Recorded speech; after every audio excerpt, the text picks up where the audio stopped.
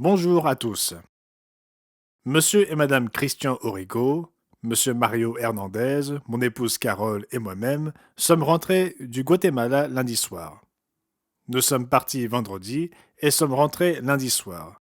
Ce fut donc un voyage éclair, mais bien rempli et des plus agréables. Les membres guatémaltèques sont chaleureux et amicaux et soutiennent le siège central et tous nos dirigeants. Un certain nombre de frères et sœurs ont dû faire jusqu'à 4 heures de route. Les déplacements au Guatemala sont très onéreux pour nos membres. Il est très difficile de se déplacer en raison de routes sinueuses et en particulier de la circulation très dense. Voyager dans certains de ces pays est une véritable aventure. Nous avons beaucoup apprécié ce voyage. Nous aimons les membres, nous aimons avoir l'occasion de les rencontrer et nous pensons qu'ils ont de même apprécié notre visite.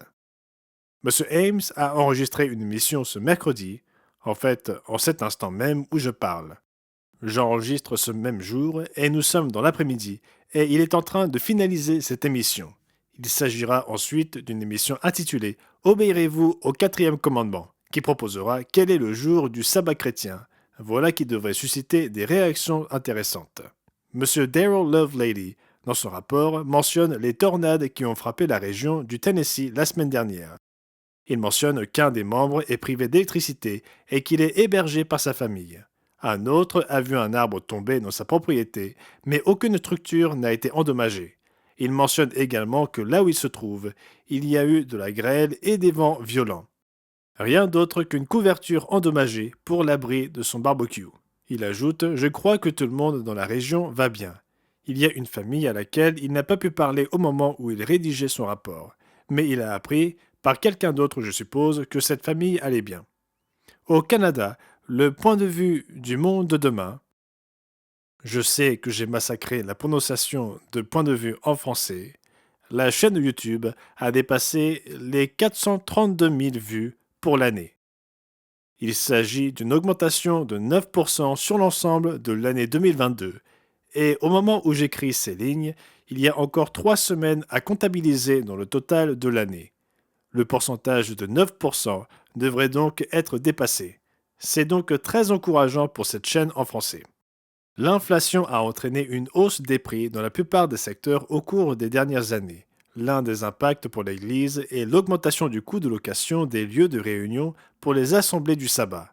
L'Église demande donc à ses membres de prier pour que Dieu continue à fournir des lieux appropriés pour que son peuple puisse se réunir dans tout le pays. Et je dirais la même chose pour là où vous vivez.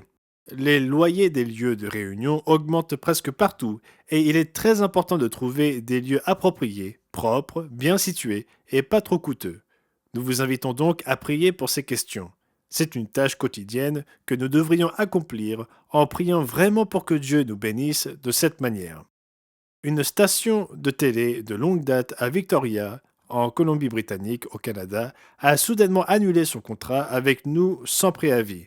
Elle avait reçu une seule plainte d'un téléspectateur concernant la récente émission du Monde de demain, La guerre contre la normalité, présentée par M. Wallace Smith, laquelle dénonce les tentatives faites pour imposer une redéfinition du genre à la société et même aux enfants.